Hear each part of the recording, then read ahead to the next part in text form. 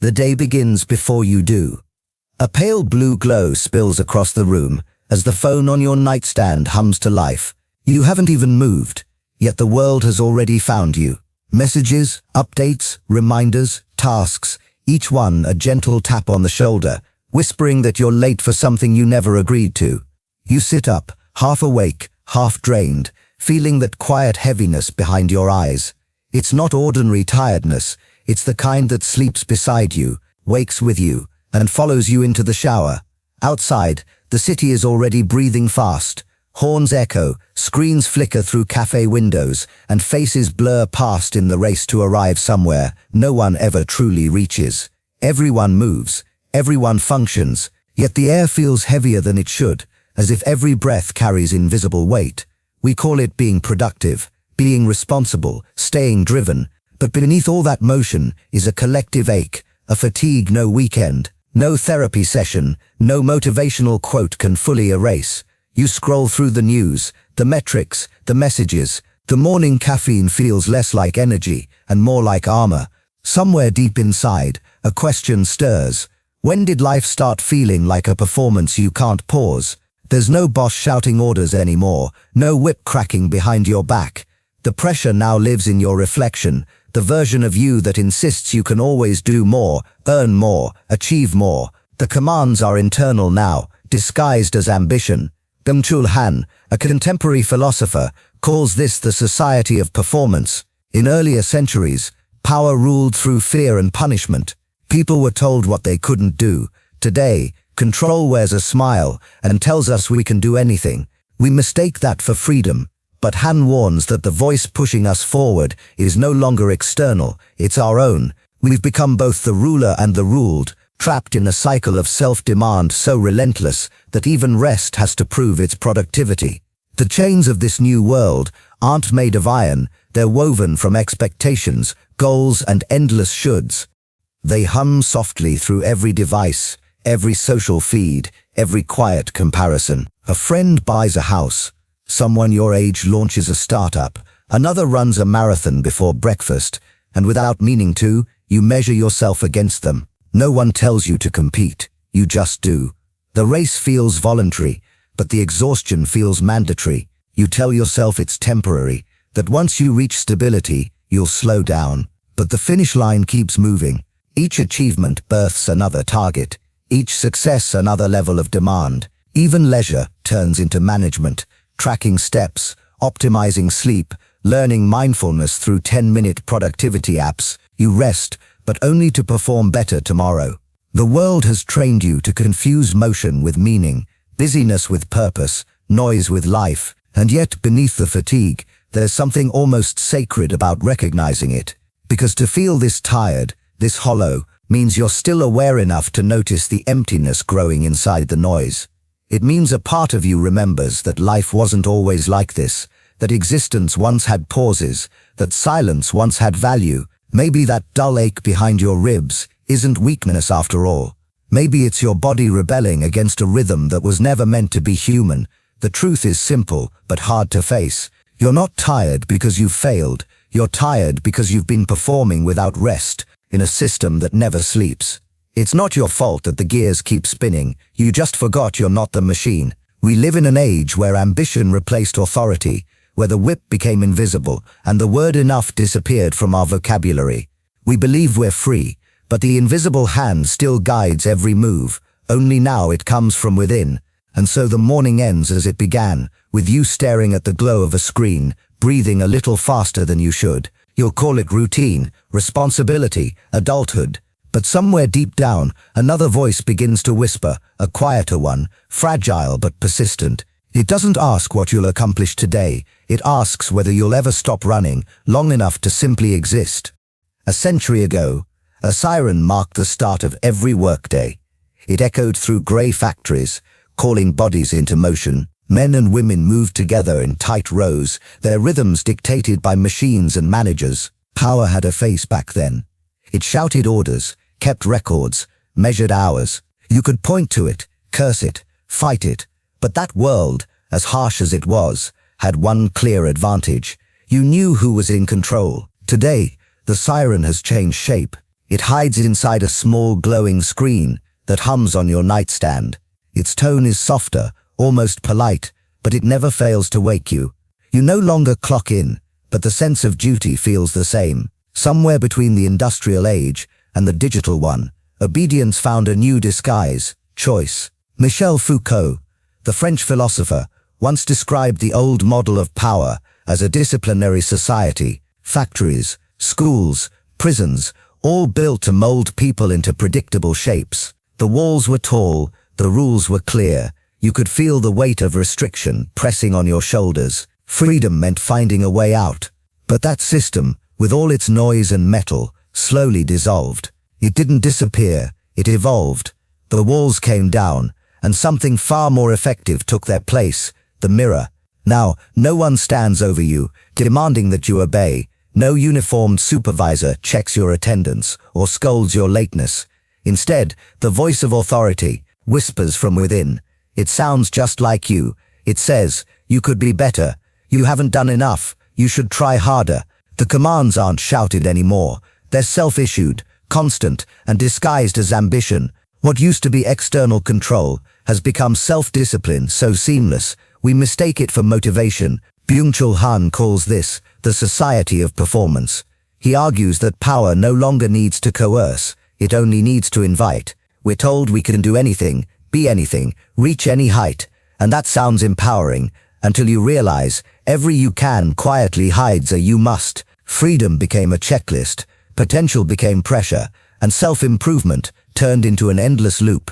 We became our own managers, investors, and employees. Each morning, we step into both roles, the worker and the boss.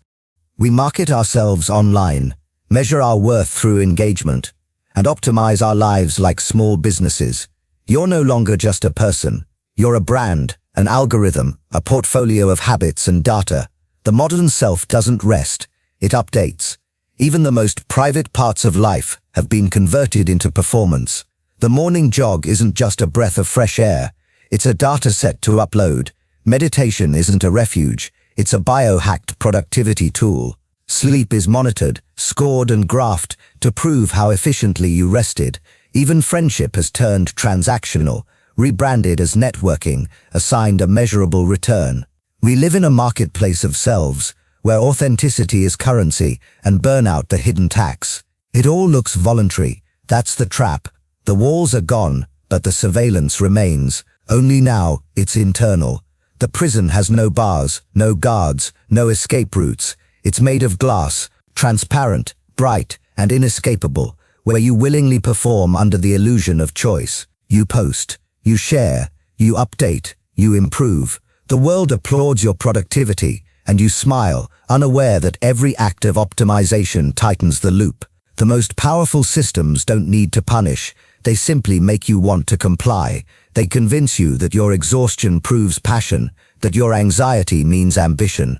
The whip is gone, the overseer redundant. You've become both the prisoner and the guard. Foucault's factory has evolved into Han's mirror. The machines hum inside your head now. The stopwatch has been replaced by notifications, and performance reviews arrive through your own conscience. Every like, every metric, every unfinished task reflects your worth. Never complete, never enough. And the deeper tragedy is that this structure feeds on sincerity. You truly believe you're choosing your goals, shaping your future, defining your success. But most of the time, the choice has already been made for you, coded into culture, engineered into technology, rewarded by society. You obey not because you must, but because you've forgotten what disobedience feels like. So when even rest must be optimized, when relaxation becomes another form of labor, what's left of being human? When the mirror replaces the wall, resistance no longer means breaking free. It means learning to look away. The old guard is gone, and we've replaced him with our own reflection, and this reflection never sleeps. Believe in yourself, stay grateful, be limitless. These slogans glow across billboards, coffee mugs, and phone screens, like sacred commandments of a new religion. Offices plaster them on glass walls. Ads repeat them between frames of smiling faces. Even pain now has to look photogenic. The world keeps chanting the same message with relentless optimism. You can do anything. It sounds kind, empowering even, but listen closely, and that sweetness starts to sting, because hidden beneath those words is a quieter threat, and if you can, you must. The smile becomes a mask, the cheer turns into pressure, the light too constant begins to burn. Byung-Chul Han warned us about this. He said the sickness of our time no longer comes from repression or fear, but from excess positivity, the belief that nothing is impossible, that limits are just a failure of mindset. We no longer live under, "you can't," we live under, "you must always." And so the world doesn't punish you when you fall behind. It simply applauds everyone else moving faster. Walk into a modern office, and you'll see the new language of pressure printed in color. Hustle harder, never settle, be your best self. It's motivation disguised as kindness, productivity dressed up as purpose. Corporations don't need whips or orders anymore. They hand out gratitude journals. They host mindfulness sessions during lunch, not to help you rest, but to help you recharge and work harder afterward. Even rest has been turned into strategy. Influencers film morning routines that look more like rituals of devotion. The right smoothie, the perfect sunrise, the 5 a.m. workout. Every breath becomes a brand. Every pause, a potential post. The message spreads quietly. If you're not improving, you're falling behind. And when your body finally rebels, when it slows, resists, collapses, you don't blame the system. You blame yourself. You say, "I wasn't disciplined enough. I lost focus. I failed my own potential." That's how control survives, by convincing you the punishment you feel is self-inflicted. The result is invisible suffering. People walking around with cheerful faces and hollow eyes, anxiety disguised as ambition, depression hidden behind gratitude posts, burnout mistaken for progress, ADHD, fatigue, insomnia, not personal flaws, but collective symptoms of a culture that no longer allows silence, sadness, or surrender. We've reached a point where even vulnerability is monetized. Sharing pain online isn't a cry for help anymore, it's content. The algorithm rewards confession only if it ends with a moral. Tears are acceptable as long as they're followed by a lesson. Even suffering now needs a marketing plan. Freedom has become a moral obligation. Success, a measure of purity. The tired are sinners, the calm are lazy. To rest is to betray your potential. And so you keep smiling, not because you're happy, but because happiness itself has become proof of worth. Han described this condition as psychic violence, a quiet aggression that never raises its voice. It seduces instead of commands. It motivates instead of threatens. It whispers that you are limitless, while quietly draining your spirit. And the cruelest part is, we volunteer for it. It's like living under a sun that never sets. The light promises life, but offers no night, no pause, no shelter. You're blinded by the brightness of constant positivity, until the world feels flat, sterile, and unbearably loud. You try to slow down, but guilt grabs you by the wrist.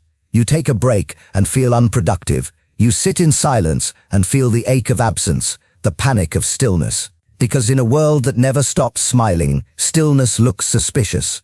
But maybe that discomfort isn't wrong. Maybe it's the first honest message your body has sent in years. Maybe tiredness, sadness, and even boredom aren't flaws to fix, but signals to listen to, reminders that you are still human. The first step toward healing might not be more effort, more gratitude, or more goals. It might be remembering what you once knew as a child, how to exist without optimizing, how to play without purpose, how to rest without guilt. Because beneath all the slogans and noise, there's a forgotten language, the language of stillness. And until we relearn it, no amount of positivity will set us free. A soft glow spills across the room. A phone lies face up on the table, its screen pulsing like a heartbeat. A man sits beside it, fingers twitching, eyes fixed on nothing. He tries to rest, but his hand keeps drifting toward the light. It's only been 20 seconds since he last checked, long enough for the silence to start feeling dangerous. We've forgotten how to be still, not because we don't have time, but because stillness now feels like absence. Every quiet moment threatens to reveal how hollow our lives have become beneath the noise. So we fill the pauses with scrolling, clicking, refreshing, small motions that keep us from confronting the emptiness waiting in the gaps. Once, boredom was ordinary. It wasn't a failure to be entertained. It was a space for something to take shape. Byung-Chul Han calls it deep boredom, a fertile pause that once gave birth to philosophy, poetry, and art. The ancients sat beneath trees or walked alone for hours, letting their thoughts stretch and wander. In that stillness, imagination took root. Boredom was the soil where meaning grew. Silence, the muscle that kept the soul alive. But today, the soil has gone sterile. Every inch of our attention is farmed for productivity. The moment quiet enters, we reach for stimulation like addicts reaching for their next dose. Our minds leap from screen to screen, tab to tab, notification to notification. We call it multitasking. But what it really is fragmentation. We're not distracted, we're disconnected. We live in a state of constant alert. Our fingers never stop moving, our eyes never rest. A podcast plays while we answer emails. A video hums in the background while we eat. Music fills the silence before sleep. The modern mind doesn't drift anymore, it reloads. In this endless motion, we've mistaken activity for awareness. And yet beneath the restlessness, there's a quiet hunger, a longing for slowness and depth. But slowness takes courage, because the moment you stop, all the noise you've outrun starts to echo back. The anxieties you buried under productivity start whispering your name. The sadness you hid beneath achievement starts asking to be felt. Doing nothing isn't easy. It feels like standing unarmed in front of yourself. That's why silence terrifies us. It doesn't distract, it reflects. It shows you the parts of your life left unattended, the emotions left unread, the dreams replaced by deadlines. But if you endure it long enough, something changes. The panic softens into presence. The stillness stops feeling empty and starts feeling vast. You begin to hear the subtle rhythm beneath all existence, the steady hum of breathing, the quiet pulse of being alive. Han writes that deep boredom once allowed people to meet themselves. Today, we meet only our reflections through glass. But the ability to be alone, to be unproductive, isn't gone, it's just buried. It waits for us in the simple acts we've forgotten.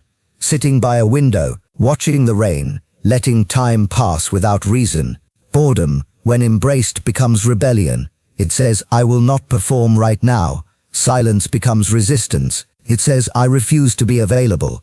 In a world addicted to acceleration, doing nothing is a radical act, because to do nothing is to reclaim your inner rhythm, to remind yourself that your worth isn't measured by motion. Try it. Sit without purpose. Don't reach for the device. Let your mind ache for a while. Watch the discomfort shift from restlessness to release. This is how the forgotten muscle strengthens again. Stillness isn't stagnation, it's restoration. It's the slow return of gravity to a life spinning too fast. And maybe that's where real freedom begins. Not in the ability to do everything, but in the permission to do nothing, to be unreachable for a moment, to let time breathe again. When you stop chasing meaning, meaning quietly returns. When you stop fighting the silence, it begins to speak. And what it says is simple. You were never meant to live at this speed.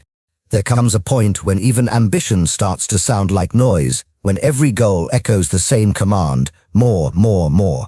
And in that moment of quiet fatigue, a strange question rises, one that feels almost forbidden. What if I stopped? It's not a question of giving up. It's the beginning of understanding freedom in a new way. Because real freedom isn't the power to do everything, it's the right not to. The right to stop without guilt, to rest without justification, to exist without proving your worth. Imagine a candle burning in a storm. The harder the wind blows, the more the flame struggles to survive. But when the wind finally settles, the candle doesn't fade. It glows steadier, warmer, softer. That's what happens when we step out of the storm of performance. The light doesn't disappear. It simply stops fighting. For centuries, freedom was tied to power, the ability to act, achieve, and overcome. But Byung-Chul Han challenges that illusion. He calls it the tyranny of can. The moment society convinced us that everything is possible, it quietly erased our permission to rest. We traded the phrase "I can't" for "I must." Every open door became an obligation to walk through. Every opportunity, a moral test. You can, so you should. You can, so why haven't you? That invisible rule fuels modern exhaustion. We mistake endless options for liberation, when in truth, they've become invisible chains. But what if freedom isn't about expanding choices, but reclaiming the power to close some? What if no could be sacred again? Refusal, in a world obsessed with doing, is a quiet revolution, saying no to excess, no to metrics that measure your worth, no to the false urgency that insists everything must happen now. Every time you refuse, you make space for something the world forgot to value: presence. When you say no to constant proving, you begin saying yes to being. It's not just an act of self-care, it's an act of rebellion. Because to rest without reason, to pause without purpose, is to resist a system that feeds on your exhaustion. The French philosopher Michel Foucault once described the old walls of power, visible, physical, enclosing. Later, Hahn revealed the new ones, invisible, psychological, self-imposed. Together, they form a perfect prison, walls you can't see, guarded by a voice that sounds like your own. And the only way out isn't through effort, but through refusal, the courage to stop building your cage. Not being able, Hahn writes, isn't weakness, it's rehumanization. It's remembering that life isn't a competition to be won, but an experience to be lived. When you accept your limits, you don't shrink, you return to scale. You fall back into rhythm with the world, instead of trying to outrun it. In that space of surrender, guilt begins to dissolve. Awareness takes its place. You start to see how much of your pain came from chasing things that never truly mattered. You begin to understand that rest isn't a reward, it's the foundation of clarity. That gentleness isn't failure, it's wisdom. Look around, the world keeps spinning fast, but you don't have to. You can step aside, even for a moment. Let the noise pass like a wave. Let silence return like an old friend. You might start to notice the smallest things again, the hum of the refrigerator, the breath moving through your chest, the way the light shifts as morning becomes day.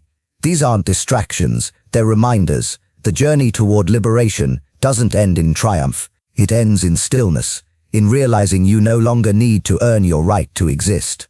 A new dawn rises. The person we saw racing through the earlier chapters of this story, exhausted, measured, and chasing meaning, now sits quietly by a window. No phone, no urgency, just breath. The light spills across the room, and for the first time in years, it feels like enough. You are not broken. You were simply living in a rhythm that forgot your humanity. The performance is over. What remains is real. Presence, peace, and a kind of freedom no system can sell. The freedom to stop,